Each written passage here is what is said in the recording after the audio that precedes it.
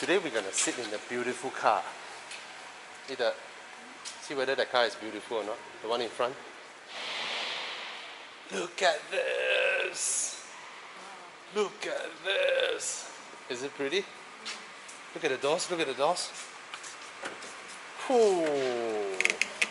Oh. Huh? 来，在那边开，你去那边开。哎，哥哥去那边。Come, come. Oh, look at crystal, mate. Crystal. Come. Okay, you can open the door. Yeah.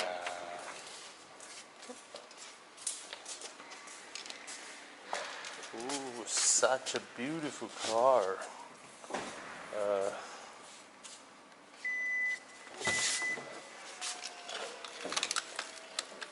Okay. Oh, not bad. The tonneau cover so far back. Okay. Oh. There we go.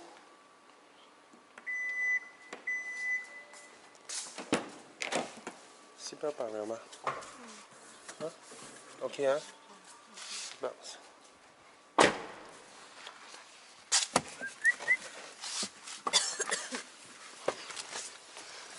Ooh, spaceship.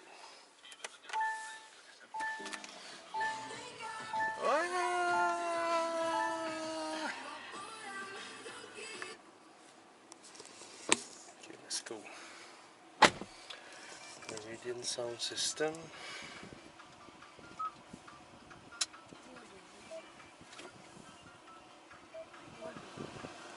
Alright, let's go.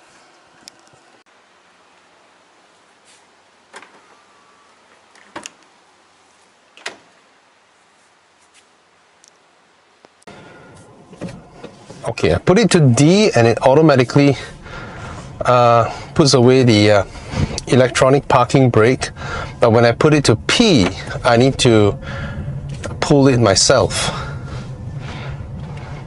There's one thing I keep... The aircon vents are very stylish, but I always kind of felt... Okay, here, feeling the air now.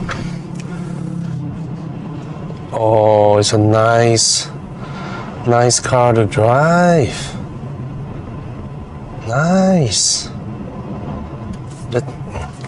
They've done their homework on the steering, the braking, and the throttle. Okay. Suspension. Not bad. It's a big car. It is a big car. And it is straight up SUV heights. When you're sitting in this car is SUV. My hip point is as high as the motorcycle just now.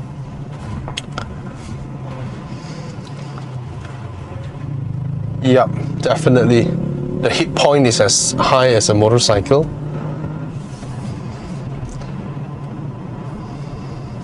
There's a little button on the steering wheel for me to switch to sport mode. Very quiet. The only noisy thing is the aircon vents, because the aircon vents are very narrow down here. And if I put it at a level 2, okay, at least I feel some air coming to me. Okay.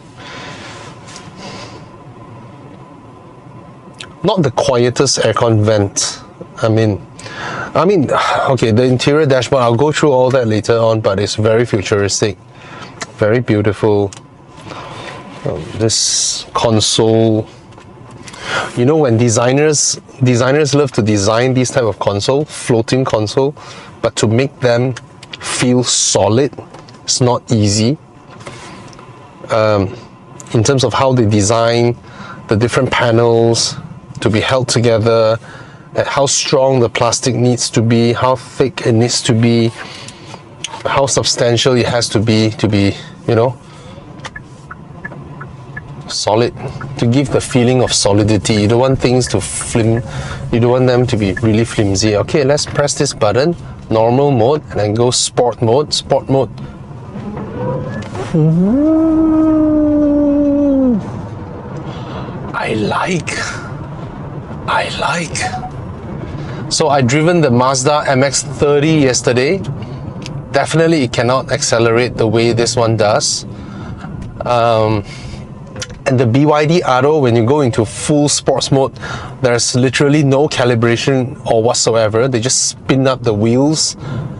This one, you can tell that the car actually is managing the traction at all given times to propel the car onward. All right, it's calculating the torque output and all that, along with the traction control. Very good calibration. It just very nice. No wonder it's expensive. There's a reason. And of course it has a big battery as well. I mean, certainly bigger than that of the Mazda MX-30. And the fact that the car looks so good. Yeah, and it's spacious. This one that I'm driving doesn't come with a sunroof, but I understand that those that the customers buy has sunroof. I believe this was to be registered as a media car. Look at that, no wheel spin at all. No wheel spin at all when I literally floor the throttle. It's a heavy car, definitely. The brakes need to do their work. There are pedals here. I can increase the recuperation and the then it almost goes like a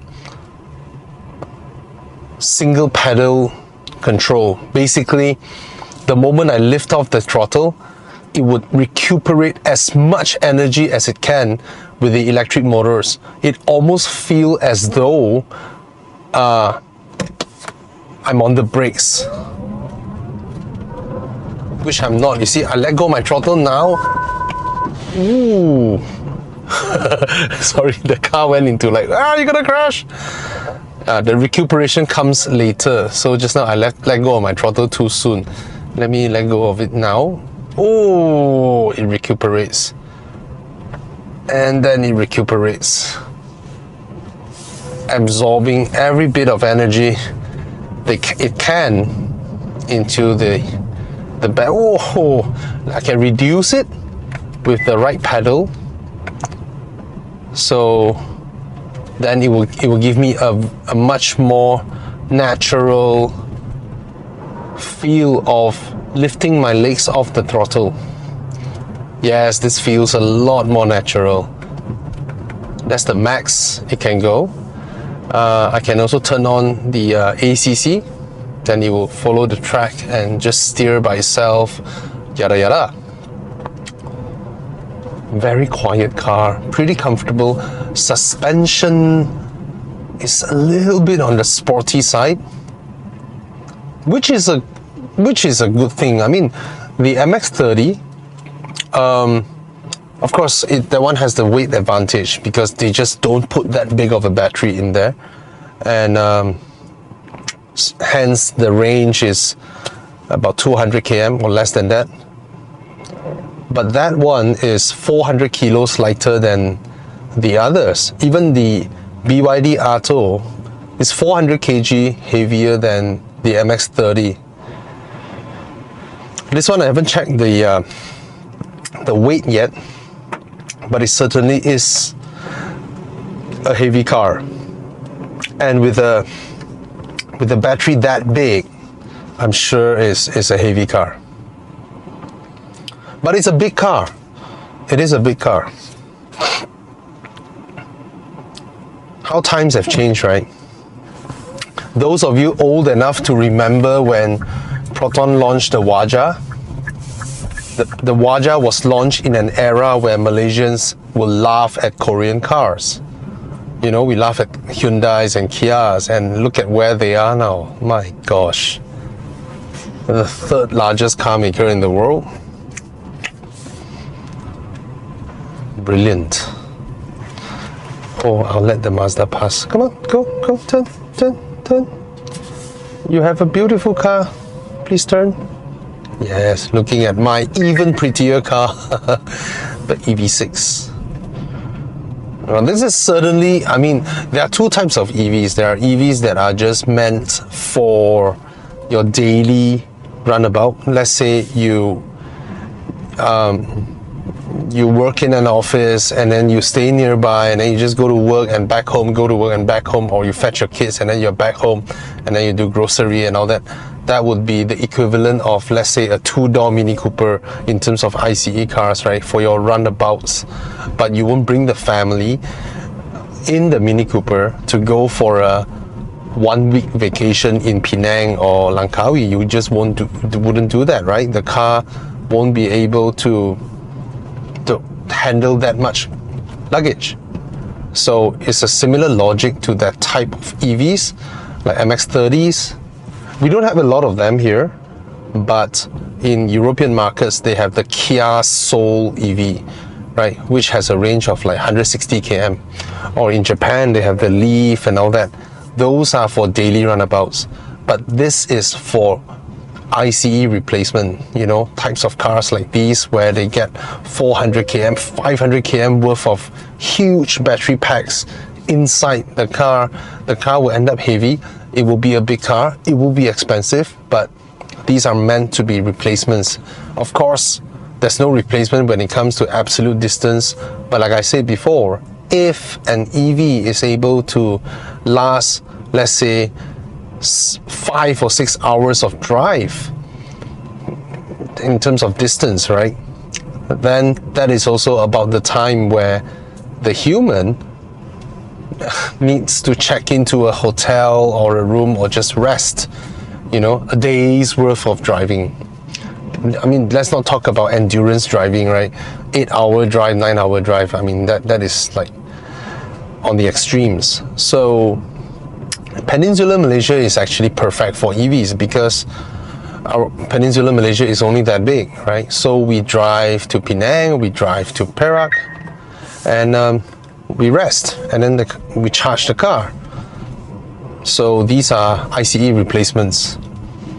Let's not talk about the crazy stunt that I did, me and Thomas, right? We drove the XC40 down to JB and back in the same day. Of course, that will incur charging. Of course, that has to involve DC charging, and DC charging is extremely expensive per se. I mean, if you just charge with AC at home, you park your car, you charge for a couple of hours, it's only going to cost you like 30 ringgit or so, and then you get a good charge. Anyway, so I can go into sports mode again. I like the fact that when your car is rolling, and then when you go into sports mode, there's a little bit of jerk to mimic on a combustion car, to mimic that feel when you are driving at a lower gear at the same speed, but you go to a lower gear. There's a little bit of that. They mimic that in this, you know. That's pretty interesting. Oh, this car flies, and it handles really well, might I say. Oh, it handles just as well as the C40. Oh, the weight of the car, you can't escape that.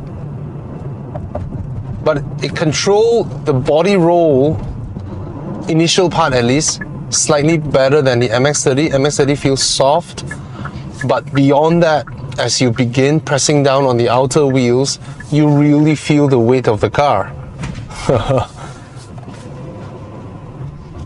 Very well done, Hyundai Kia. Very well done in terms of calibrating the steering, the brakes and the throttle. It drives so naturally. Suspension, I mentioned it just now already. Yeah. And despite the size of its exterior, inside here is very maneuverable. The visibility is good. Rear visibility is a bit limiting, but that's I have no big complaints on that. Not bad. Not bad. Okay. There's certain parts where, because the side mirror is mounted at the base of the A-pillar and is pretty near to it, there's literally no, I mean, it's a small tiny gap between the side mirror and the A-pillar, very small. Of course, if it is mounted on the doors, then I'll get better visibility, but when the side mirrors are mounted on the doors, they are not as sporty, aren't they? Okay, signal and overtake. Pretty awesome. One of the most well-rounded driving EVs when it comes to ride quality, steering, braking, throttle. So this car, right, hides its proportions really well.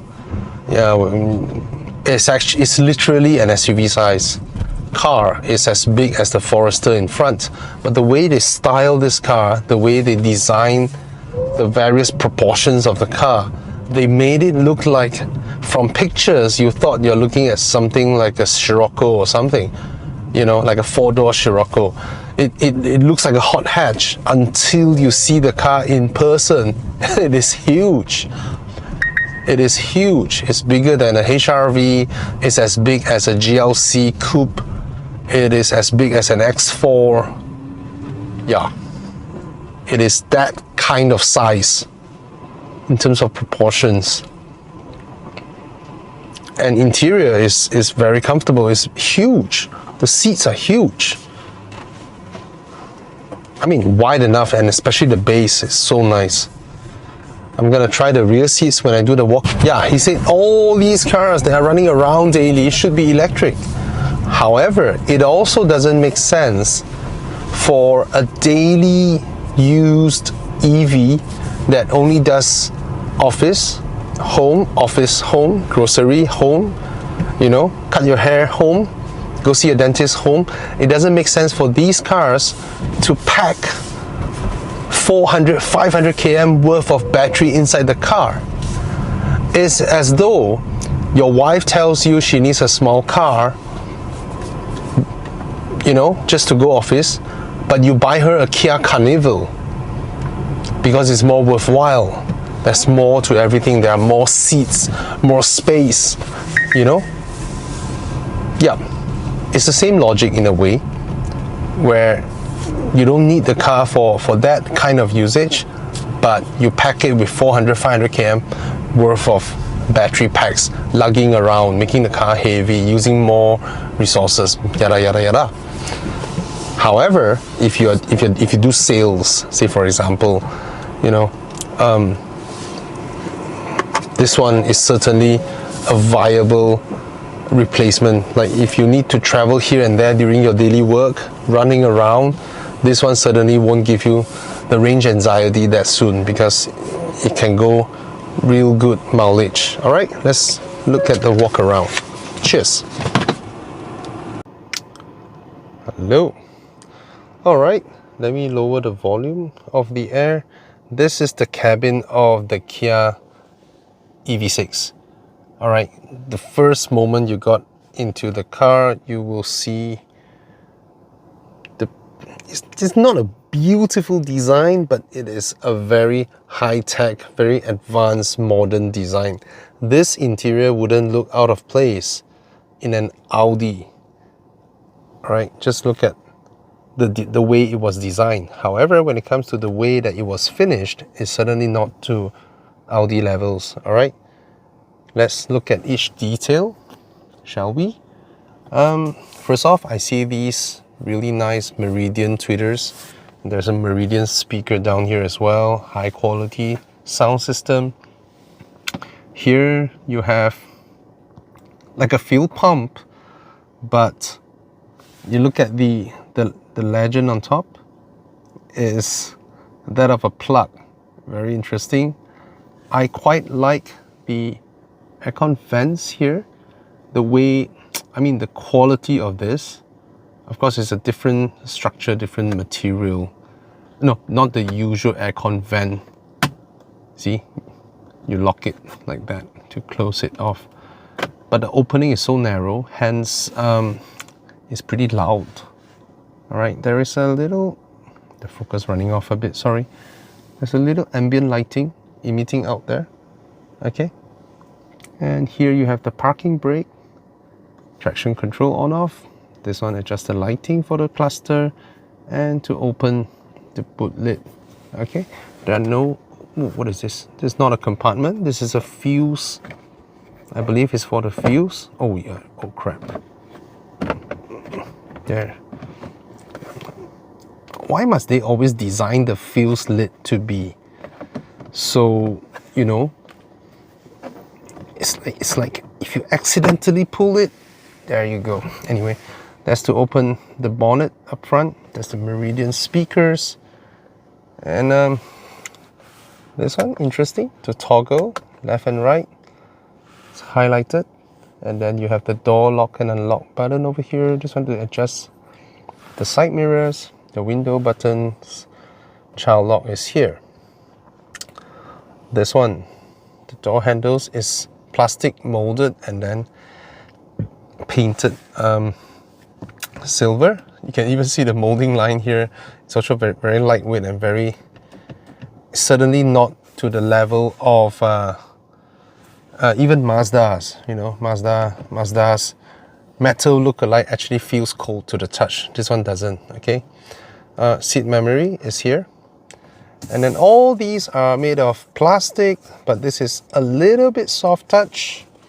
Not as squidgy as that of the Mazda, definitely. This one is also hard plastic, but it's textured. You can feel the lines, the texture, very nice. So actually all these are pretty hard, but they are high quality plastics that are hard. So I don't mind all this because it's pleasant to the touch. I mean, there are high quality plastics that are pleasant to touch. And look at the gap of the fit and finish of Korean cars, right?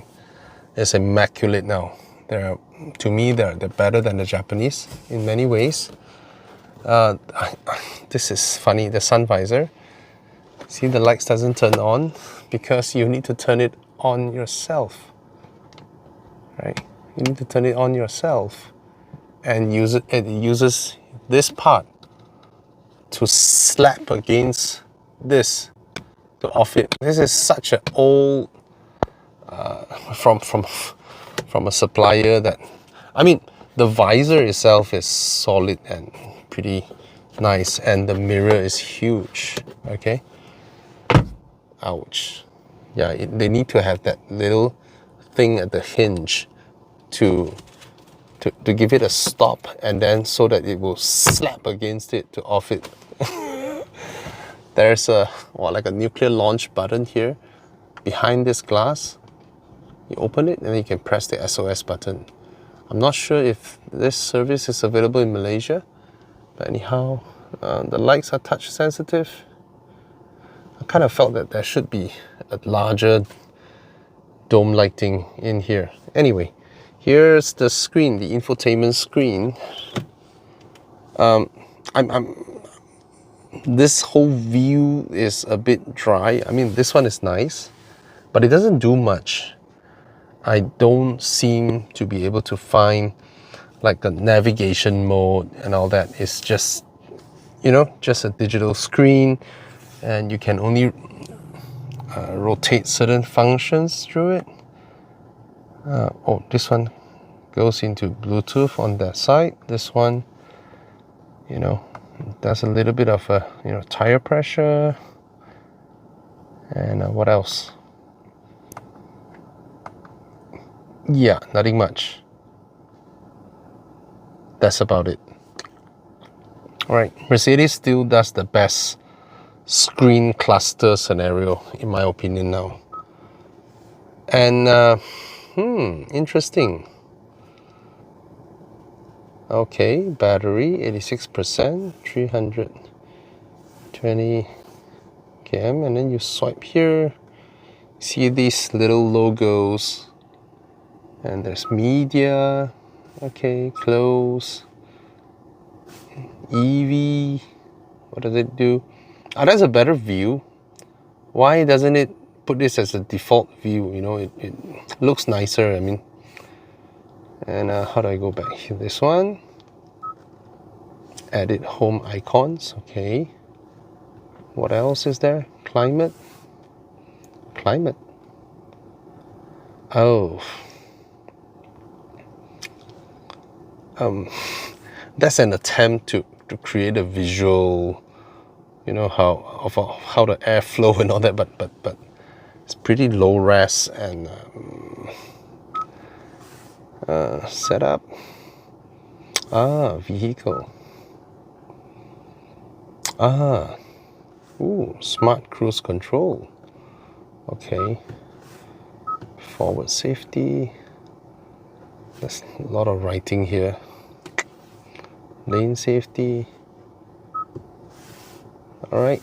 So you can come here to turn on and off your lane departure and all that. But I kind of felt this function, accessing this menu, should by itself be an icon over here, instead of being hidden inside setup and then hidden inside vehicle setup. All right. This alone should always be available here, like an advanced safety feature or something. Then that would be nice. All right, that's it. That's the thing with some cars, you know, where yes, they have a large screen over here, but if it's not for watching TV, there should be a bit more integration. Oh, there's no navigation. Of course, it will have Apple CarPlay and all that.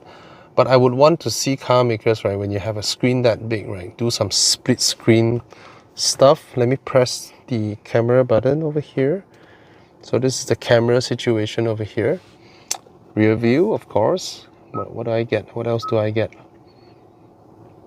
How come it doesn't change the perspective? All right, for the sides. Oh, top view. Ooh, you can see resolutions not super high, but still slightly better than the Lexus LS 500 for some reason. Oh, you get this view.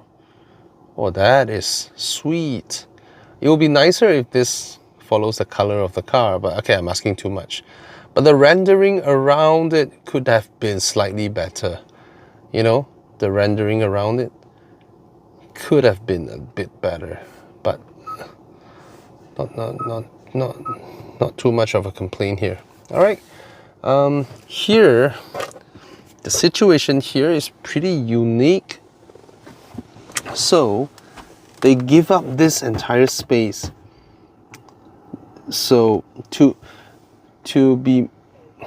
make this floating console more pronounced, let me show you by opening the doors. And since I opened the door, maybe I can show you the door panel. This part is white, silver painted, gloss black. Good combination, but the opening isn't too big. But I like the fact that the door bins are covered in felt. They could have made the opening of the door bin slightly bigger, or move the speakers over here. This is soft touch, pretty nice. All right, let me show you what I was saying just now. Now, this is the seat. Look at the way I'm seating. Look at that. This is almost like space shuttle launching seating position, and it's so comfortable. This part is leather. All right, this is fabric. Okay, a little bit like velvet. Now, look at the floating console, and then look at the little tray down there where you can shove your handbag. You can literally put your handbag here, and there's a USB 12-volt socket, another USB, another USB-C. So there's a lot of connectivity situation there. There's a little clip, which I presume you can use it to hook something, but it's in a position where probably is convenient, probably not. This compartment down here is really huge. You can put your takeaways. You can buy McDonald's and just shove them down there. You know, McDonald's give you paper bags these days, right? just put the whole thing there. However, if there's a plastic that covers this side and this side, that would mean that it will still be a very large compartment, but you're still able to put your handbags and stuffs over there, all right? Or they have to reduce the reach of this slightly so that there's a way of putting stuffs in. What I mean, it doesn't need to be a huge plastic, but just gradually going up. But anyway, right, the seats are wonderful. Look at the shape of the headrest. Look at the shape of that. They just want to make this car look so unique, right? And I love the seats. Now here you have cup holders, right? Nothing much here. You have a wireless charger, very good in portrait format. So I can put my phone here, I can still take glances at it, you know, if I'm using navigation or something. And very deep compartment. No connectivity in there. You can just shove your things in, just put it here. Doesn't click lock, there's no need to click lock, just put it like that. All right, pretty nice. There's another extra storage over here. And this is covered, very good, and it's deep enough. You can put your wallet, you can put your phone here. Very nice, very nice. And this is wide enough so I can rest my entire arm here. I won't fall off like in the XC90. Okay, the aircon panels, touchscreen, very clear cut. And yeah, that's the front seat situation. The steering wheel doesn't look sporty, it looks advanced and clear opening here, so I can have a good view, you know. Look at that, plus, and it's metal. Very nice sitting position, very comfortable. All right, let's go to the rear seats, shall we? Later on, I'll do the exterior walk around. So it's not that the ingress and egress of this car is difficult, it's just that I angle my seats that way and I have really big thighs. Ooh. Oh my god, I need to unlock the car myself again for me to enter the rear seats. Alright, I'll leave the keys in the car so that it doesn't make so much noise.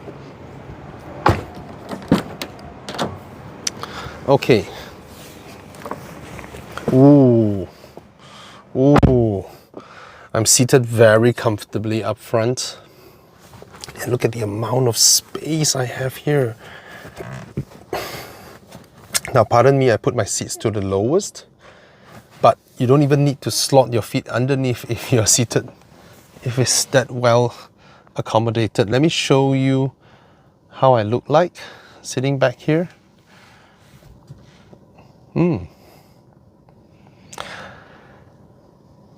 I'm seated like half a feet higher than the front passenger.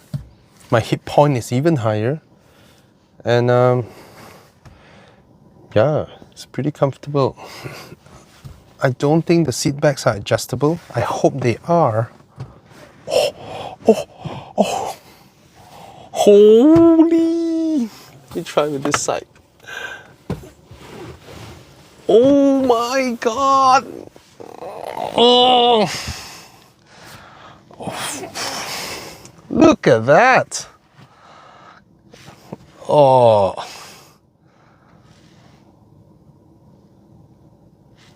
You can't even do that in your whatever GLC or X4 or anything, right? You can't do all that. Look at this. Cup holder, pump compartment. That's clever thinking. So for all cup holder makers out there, look at this. All you need is an opening that looks like a cup to hold cups, and then pull it back, it becomes a compartment. How hard is it to innovate this? Right? Please do this for all cup holders. We need cup holders that go in and out of the way when you don't need them. All right. The armrest is comfortable, very soft, nice leather.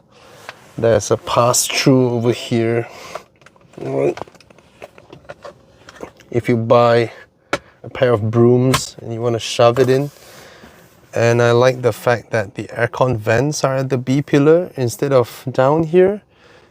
You know, some aircon vents are just so low, they are literally ball coolers. Okay, this one is adjustable, very nice. This is spaceship look-alike. There's a gap here, you know, almost makes me feel like I can shove an iPad there. Oh my, the rear seats are so comfortable. Let me see if the middle seat. Oh, I just spotted something. USB-C ports on the seats. USB-C ports as well. And the floor is completely flat, absolutely flat. And here you have some storage. This one is really stingy. That's all. Just a small space for a bottle, and it's covered in felt, so you can put your stuffs in there, but it's not like a big opening or whatnot. But hey, it's all right. Now the middle seat, of course, it bulges up a little bit compared to the sides, but I still get proper headroom. And if you look at the sides, oh, really nice. Really nice. The opening of the window is big enough. Okay, there's a little opening here. Yeah, man, the rear seats are superb, superb, superb. Oh, why is it locked? Oh my God, the child lock. Ugh. Okay, there we go. Let's look at the boot situation and do the walk around. All right, this is the exterior. Look at this. All the way from the sides, and it goes up here all the way around. And this is the charging port. Look at how well designed it is instead of cutting and opening over there. Right? And then if you look at the spoiler, it floats out through the sides. Okay, this one pushes air down the rear windscreen so that you don't need a wiper. And this whole thing, the ducktail spoiler is the brake lamps. That's why this car is so beautiful. They design it so well. And this little chrome-like thing actually goes into these as well. These are the indicator lights. All right. What a masterpiece of design. Now the boot is not the biggest because of the sloping D pillars, but it's still very spacious. You can drop the seats down, and the opening is humongous, so you can shove a bicycle. Okay, and over here you have all your charging cables. Look at this, so thick, sound deadening material. And you can remove that panel so that you can store the tonneau cover, which is very clever. All right, and then you can pull these levers to drop the seats. What a brilliant design. What a brilliant design. There's a handle over here. Thank God, that's how we pull our boots down, not like that. This is how we do it. All right. GT line.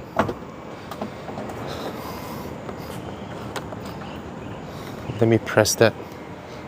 Look at the charger situation here.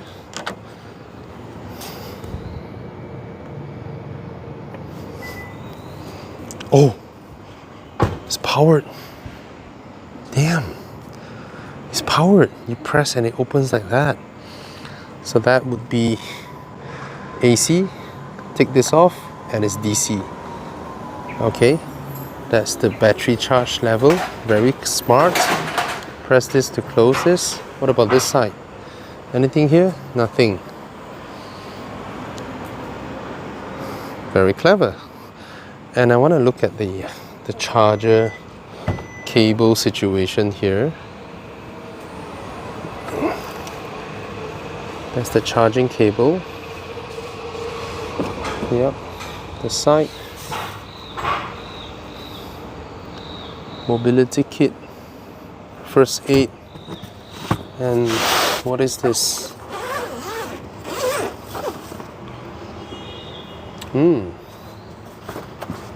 This is for your 3-pin plug charger. Yep.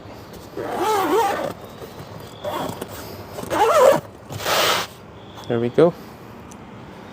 What is this? Open and close this. Open. Serious? What does it do? I have no idea. Better put it back. Some hooks here. Very nice.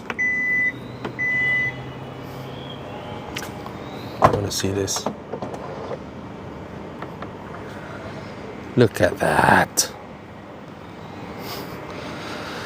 So these are shorted in Continental Premium Contact 6, 20-inch wheels, and it's such a looker. Let me go to the front. Alright, that's the front. Alright, let's have a look. I love this paint. I love everything about this car. This car looks beautiful.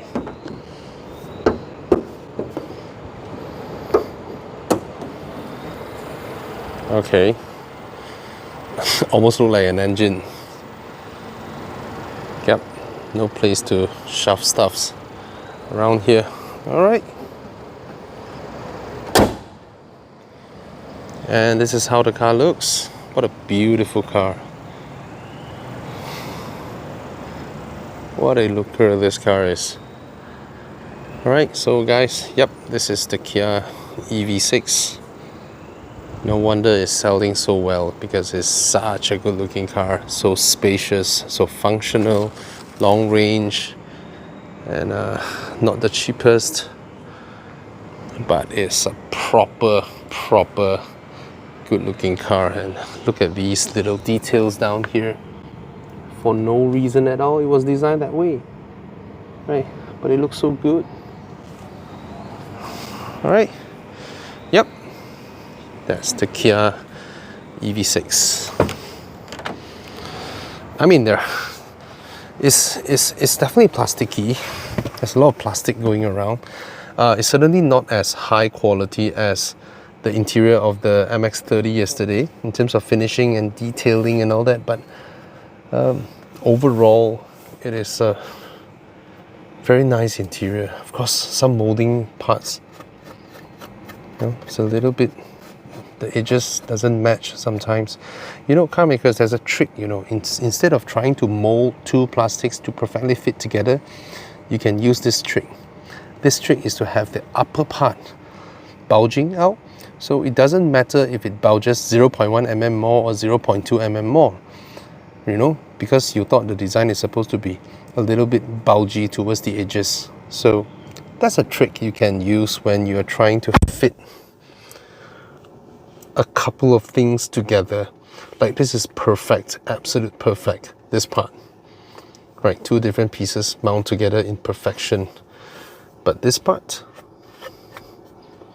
and then this part is perfect. So this one matches, right? The upper part and the gloss black part, this part matches, this part doesn't. You can hear it. That's it. Other than that, it's perfect. Very spacious, 2-tier, very deep. Wonderful. All right, here's the Kia EV6. Cheers.